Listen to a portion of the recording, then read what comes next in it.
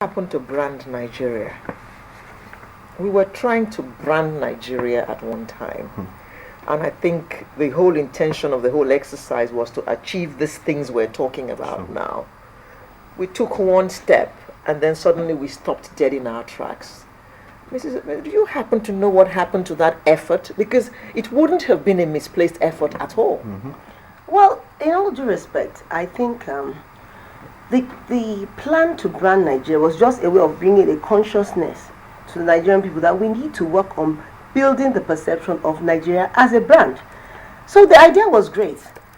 To be fair, the honorable minister then, who even took it up at that point, she even was about one of the first people who involves professionals to do some degree of branding.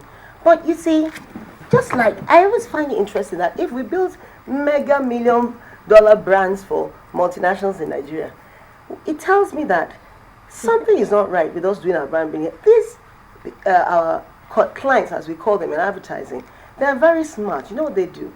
They get the professionals to do the thinking, to do the talking, to project those things that a consumer would like to see and like to associate with. And then they sort of water down the things that they don't deceive you, but they water down those things that are not too palatable, so that you have a choice.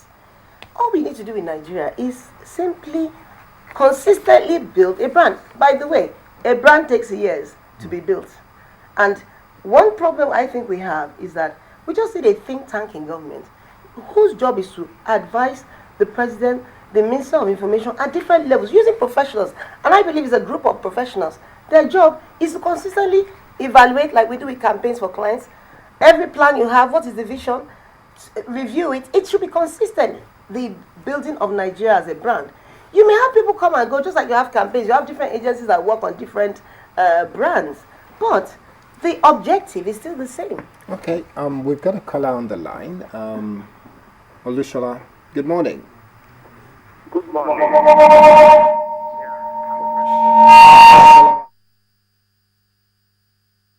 To lower the volume of your television set, and we've said this time and again.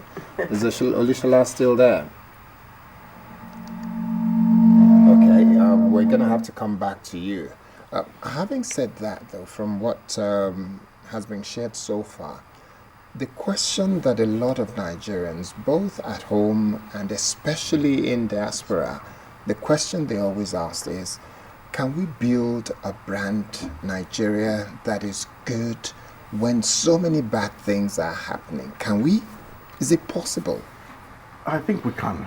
How? We can. Experience has shown that countries have come back from the brink and have been rebuilt. Like I said, first let's get a vision together that everybody buys into, that defines who we are. Secondly, let us try to break down what that vision should mean in everybody's lives, so we can inculcate it. Thirdly, let's start projecting that whole idea to everybody. Yes, we have problems, but this is where we're going.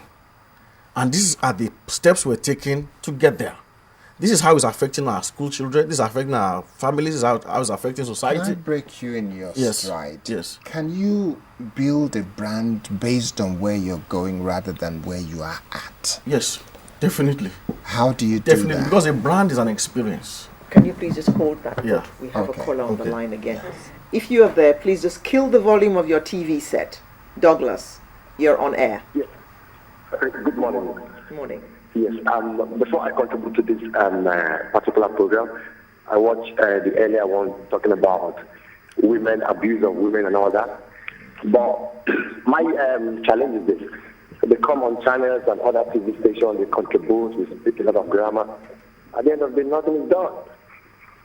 You know, just like the same one we're talking about right here, talking about branding. How do you rebrand a country that does not have an airline of its own? I mean, travel all over the world, even Kenya, that doesn't have so much economically, Ethiopia, they've got their airlines. But look at Nigeria, Giants of Africa, there's no one airline anyway. The first time I was in Florida, and I mentioned to them that I'm in Nigeria, you know, the continent has changed on everybody's face. So my friend pulled me to one corner and said, hey, don't talk about Nigeria again. Because all they know your guys with over here is fraud, you know, bank fraud and all that. So when we talk about rebranding the country, who's going to do it? You have a government that all we know them with today is corruption. So, I mean, rebranding, branding, or whatever we're talking about has to start with the government. We have to do something. Some few days ago, I was in Turkey. Right there at the airport, one thing I saw that I had a Nigerian passport. The continent changed. Oh, Nigeria, you have to go there. You have to go get a player before can give you a visa. You have to do, and that's how it's going to be. Because, this is a country where jobs are not created, nothing is happening, the youth are not empowered. So let's leave all this English grammar we're speaking. The government got to wake up and do something. Not until their jobs. Okay, thank you very much, Douglas. I guess I'll come back to you then. Douglas pretty much expanded on the scope of the question that I asked you. Yeah. It's extremely difficult to imagine how you will brand a good that does not seem good. Okay. Based on where you're taking it. Okay. I would like to say, people like Douglas, I meet a lot. There are many of us that are disenfranchised, disillusioned, and discouraged about the country. But we cannot lose hope. We have to have a faith in the future for this country, otherwise we should all pack up and go home, go somewhere else. We don't have another country. So we don't have anywhere else to go. Exactly. So we've got to fix where we are. Yes. And we've got to be pragmatic about it. Well, the first thing I would like to say, and this is one of the things I want to commend this station for, is that you do raise the issues, okay? But we must go beyond raising the issues. We must actually go into action. We must do something about the things that are coming out. I don't know what, it's your job to propagate the information, but we must get action going. To build a brand takes a lot of things. It's not just what you say about the brand. It's also the attitudes, the things that build what we call the iceberg. Under it is where the real action is. And there's so many things we have to put into place to build the brand.